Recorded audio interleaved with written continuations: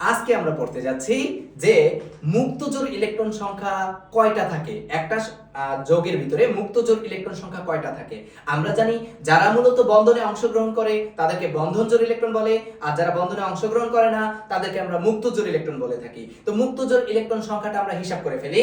যেমন আমি বললাম যে আমাদের অ্যামোনিয়া NH3 অ্যামোনিয়ার সংকরায়নটা আমরা বের করে ফেলি, হাইব্রিডাইজেশন নাম্বার। তাহলে আমরা কত পাইতেছি?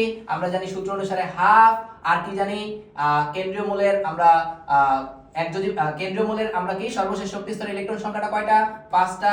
একযোজী পরমাণুর সংখ্যা কত? একযোজী পরমাণুর সংখ্যা হইছে আমাদের 3টা, ক্যাটায়ন নাই, অ্যানায়ন নাই। তাহলে সেই ক্ষেত্রে আমরা এখানে পাইতেছি হাইব্রিডাইজেশন নাম্বার কত, অর্থাৎ 5 3 8, 8 কে 2 দিয়ে ভাগ করলে কত? 4। 4 মানে কি? আমরা জানি sp3। ওটা আমাদের দেখার দরকার নাই। আমরা কি বের করতে চাচ্ছি? আমরা বের করতে চাচ্ছি lone pair electron number. Lone pair, হ্যাঁ, লোন পেয়ার ইলেকট্রন নাম্বার বের করতে যাচ্ছি।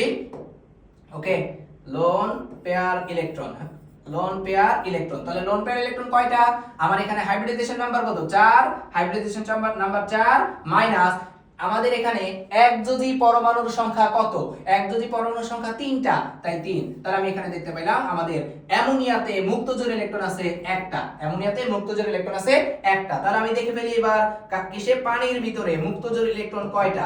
পানির ভিতরে মুক্ত জোড় ইলেকট্রন সংখ্যা বের করতে গেলে আমাদের মুক্ত জোড় ইলেকট্রন সংখ্যা বের করতে গেলে সবার আগে কি বের করা লাগবে? হাইব্রিডাইজেশন নাম্বার বের করা লাগবে। তাহলে আমরা দেখি হাইব্রিডাইজেশন নাম্বার কত, অর্থাৎ সংকরায়ন কত। সংকরায়ন হইছে কত?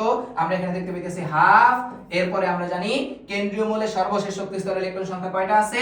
অবশ্যই 6টা, কারণ অক্সিজেন কেন্দ্রীয় মূল, প্লাস একযোজী পরমাণুর সংখ্যা আছে কয়টা?